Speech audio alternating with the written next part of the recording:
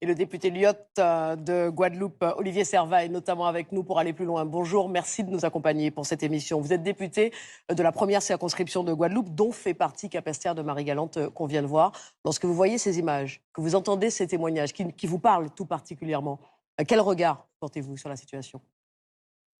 Bonjour Madame Bast, merci de l'invitation de nous intéresser à cette problématique très importante. Eh bien, écoutez, c'est un reportage qui est bouleversant, criant de réalité.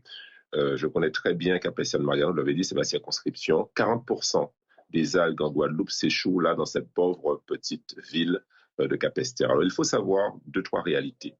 La première, c'est que ça ne va pas s'arrêter. Les sargasses, j'ai eu une mission à faire avec les algues brunes en Antilles et les algues vertes en Bretagne. En Bretagne, c'est 70 000 tonnes par année, globalement. Chez nous, dans les Antilles, c'est 20 millions de tonnes. Donc la submersion des petites îles de la Caraïbe qui touche des millions de personnes, ça ne va pas s'arrêter, on doit y apporter des réponses. Et pour Capesterre singulièrement, la réalité, c'est qu'on a parfois des ralentissements de l'État. Par exemple, en fait, on a la solution pour Capesterre, c'est un enrochement, parce qu'on a déjà essayé des filets flottants, avec la houle, ça explose. Il faut un enrochement, sauf qu'il y a eu un nouveau directeur de la DEAL qui est arrivé, il a demandé une nouvelle étude d'impact qui nous fait perdre un an, et alors que les financements par ailleurs étatiques étaient déjà alloués autour de 10 millions d'euros. Donc vous voyez, ce sont des réalités concrètes où des populations souffrent, ou récemment, depuis votre reportage, un collège a été évacué, fermé, parce que les taux d'hydrogène dans l'air En étaient effet, beaucoup trop importants. des enfants qui ne peuvent plus aller à l'école. Olivier Serva, dans un rapport publié en juin dernier, les chambres régionales et territoriales des comptes de Martinique, Guadeloupe et Guyane pointaient les failles des réponses locales. Est-ce que la DEAL, dont vous parliez tout à l'heure, la direction de l'aménagement et de l'environnement, est-ce que cette faille qui date d'il y a un an, ce que vous évoquiez, suffit à justifier le manque de réponses locales adaptées? En partie. Alors pour les villes touchées, en Guadeloupe, il y a 3 ans, il y en avait 11, aujourd'hui il y en a 18. En Martinique, il y en avait 6, aujourd'hui il y en a 14. Euh, L'ingénieur disait que bon, les chercheurs ne sont pas stabilisés, mais enfin, tous ceux qui s'intéressent de façon très approfondie à cela savent que les algues sargasses ont 3 origines. Le Mississippi aux USA, le Congo en Afrique et l'Amazonie, je dirais, du côté du Brésil. Et avec le changement de courant en Gulf Stream depuis 2011, eh bien, elles tournent entre elles et le phénomène ne va pas s'arrêter. Il faut que le message soit très clair parce que si on dit, bon, ben, une année ça va aller, une année ça n'ira pas, souvent les pouvoirs publics ne font rien, ils se disent que peut-être qu'en priant, l'année prochaine ça ira bien. Non, ça n'ira pas bien et la réponse ne peut pas être que locale. On ne va pas incriminer que l'État, c'est sûr. Je vous l'ai dit, la DEAL nous fait perdre du temps à Capesterre de Marie-Galante, ok, mais en fait, la réponse doit être caribéenne. Alors c'est vrai qu'il y a des réflexions aujourd'hui liées à des colloques internationaux qui se sont déroulés.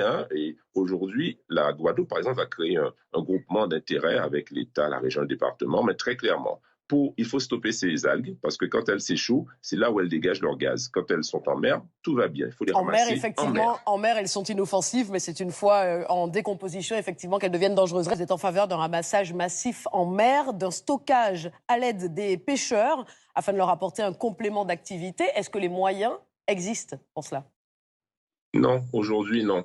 Juste remarquer, les images qui passent derrière nous, on voit des gens avec des brouettes, sans masque et sans, a priori, capteur. Eh ben, c'est le cas beaucoup aux Antilles, contrairement à, je dirais, la Bretagne, où ils sont bien plus avancés avec les algues vertes, où ils ont des capteurs, des cabines pressurisées. Et pour Capesterre de Marie-Galante, auquel vous faisiez référence, eh bien, le seul ramasseur de l'île a déclaré forfait cette année, il est tombé malade. Voilà la réalité aujourd'hui et on laisse ces gens-là qui sont derrière nous là mourir à petit feu. Donc non, les moyens n'y sont pas encore parce que c'est une problématique vraiment internationale.